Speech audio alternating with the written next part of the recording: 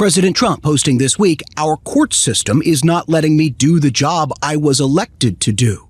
Tonight, the Trump administration saying it's weighing the dramatic and unprecedented step of suspending habeas corpus, the long-standing right of an individual to challenge their detention in court to hasten sweeping deportations of undocumented immigrants.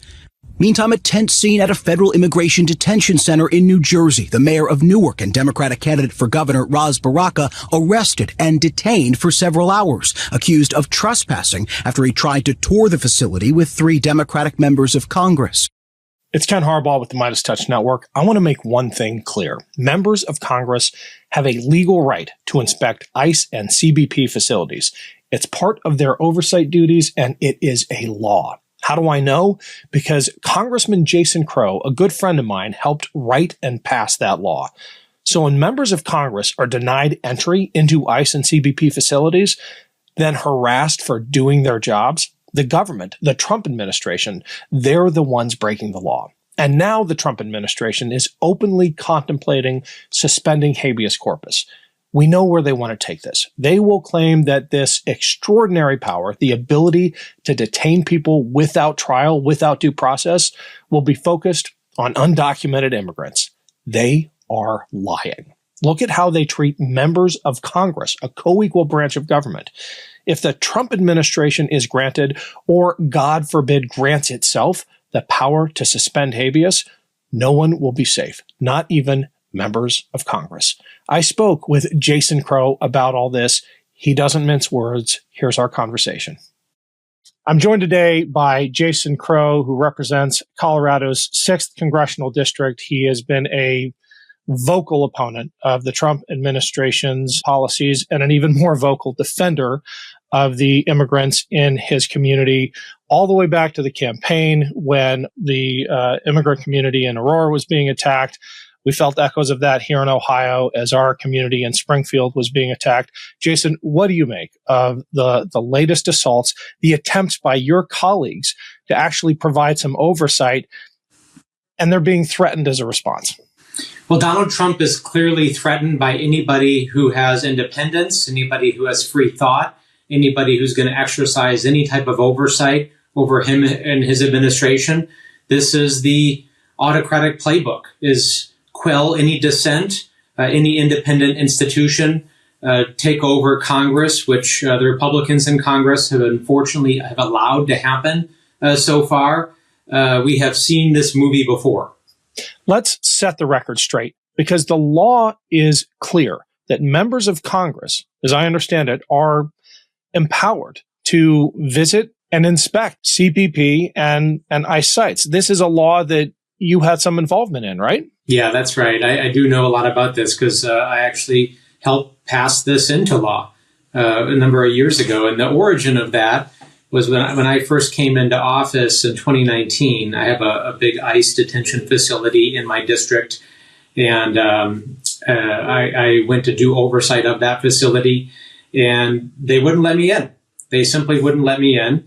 And that was wrong. You know, I was a member of Congress, and I showed up to the Space Force base in my district. I showed up to the VA hospital in my district. And when I showed up to the ICE detention facility, which is run by a private company called GEO, which some of you may have heard of, they refused entry not once, not twice, but 3 times. So that really pissed me off, to put it mildly.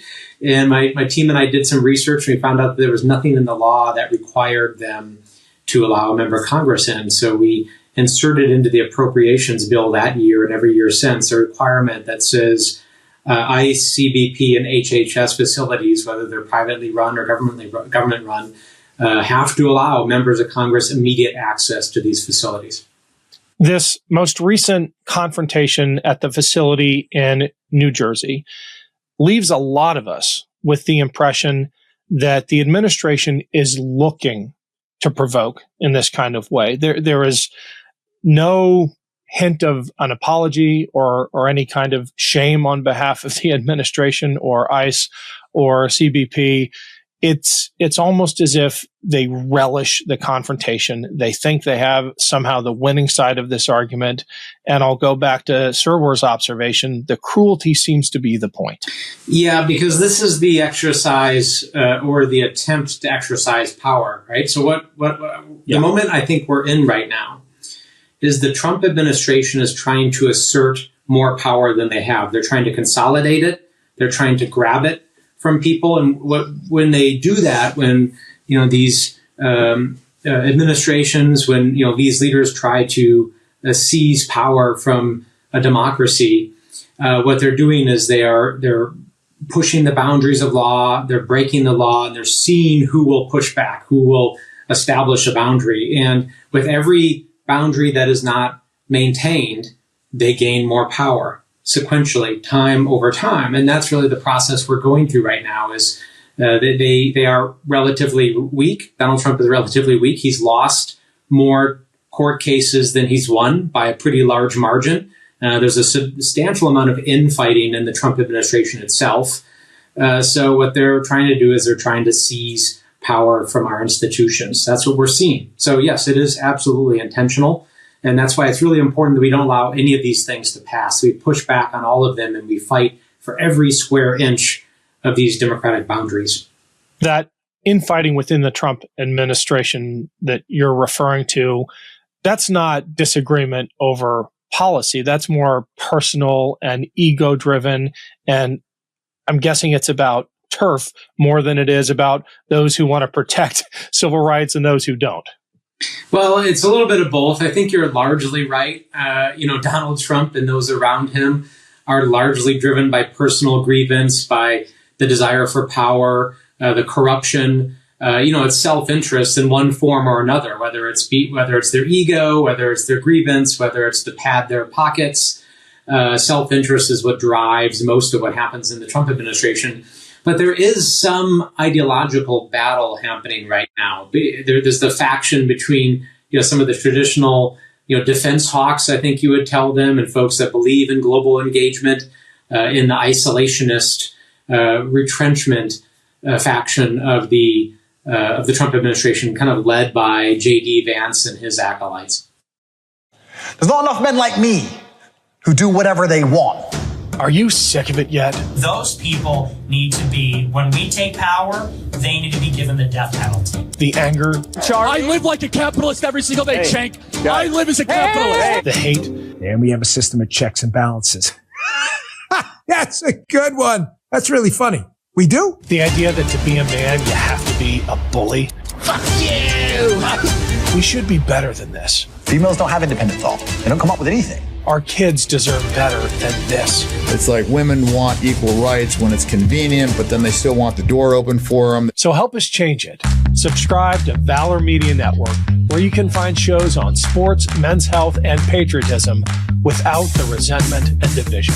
True strength is about discipline, resilience, and service. If you've wondered where all the positive role models are, especially for young men, check out Navy SEAL Dan Barkov and Commander Bobby Jones as they share stories of service and sacrifice. Being good at being a man is about what you do for others and not what you do for yourself. Listen to Jason Kander and co-hosts Ravi Gupta and Adisu Demisi give you the inside track on the politics of sports. I just want to take back what I said about the Bills.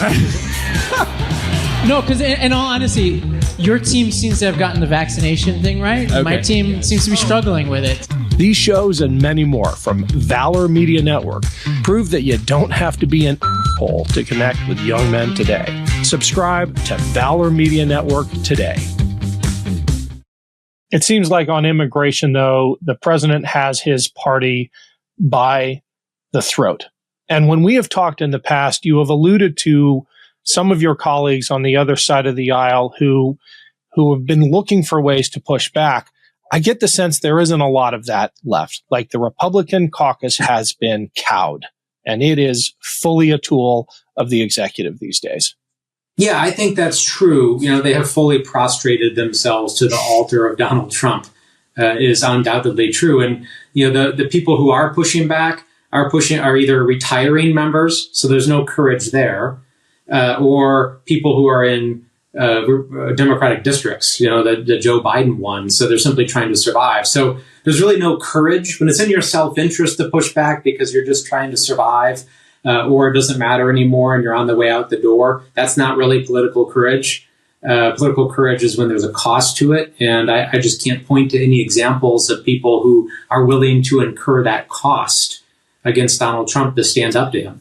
The administration's strategy on issues like this, and we'll stick with immigration, seems to be to target what they perceive as unsympathetic characters so that they can win the battle for public opinion. But then there's a creep. There always is. There's the slippery slope. And now we have suggestions that they're contemplating ending habeas corpus. It's not a suggestion. Stephen Miller, the most senior advisor to Donald Trump, said we're looking at ending habeas corpus. They're talking about prosecuting people like you and your colleagues for doing your jobs. How bad is this going to get? Well, we're slightly over 100 days.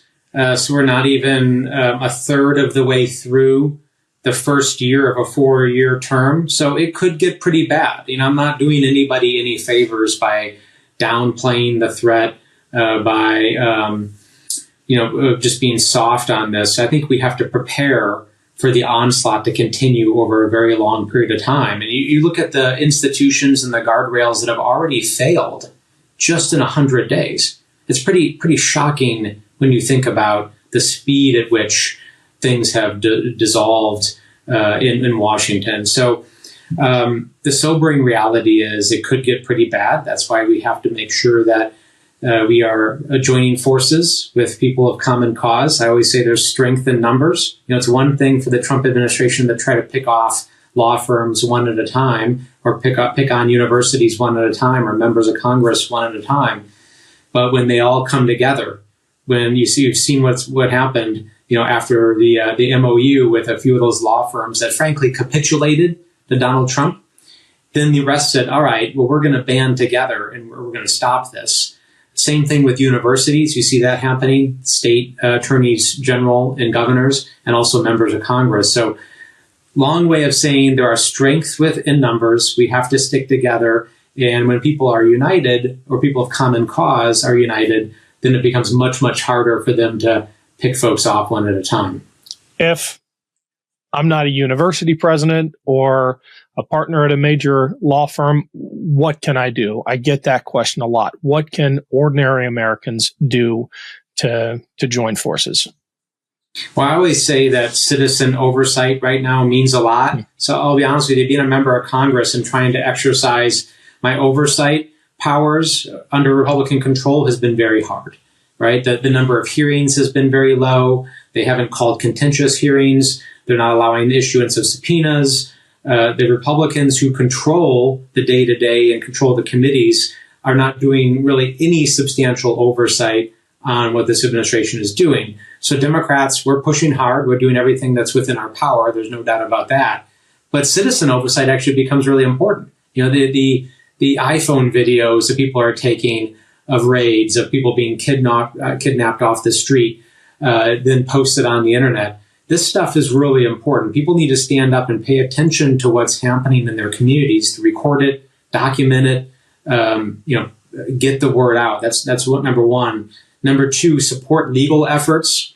So I believe that the midterms will be our chance to reestablish a bulwark and a check against Donald Trump. We have to win the House majority, but we need time to do that. And obviously, this goes to my speed issue earlier, right, where I said things are happening really fast. The litigation groups like Democracy Forward and others that are filing these lawsuits, getting restraining orders, stopping the most egregious abuses from occurring, are actually helping people. They are preventing some of the most egregious abuses, and they're buying House Democrats valuable time as we assemble our forces to take them on in the midterms. All great advice, Jason, and always great having you. Let's do this again soon. Yeah, thanks for having me, Ken. Appreciate it. New Meidas merch drop. Check out the latest pro-democracy sticker packs, t-shirts, hats, sweatshirts, and more. All at store.meidastouch.com.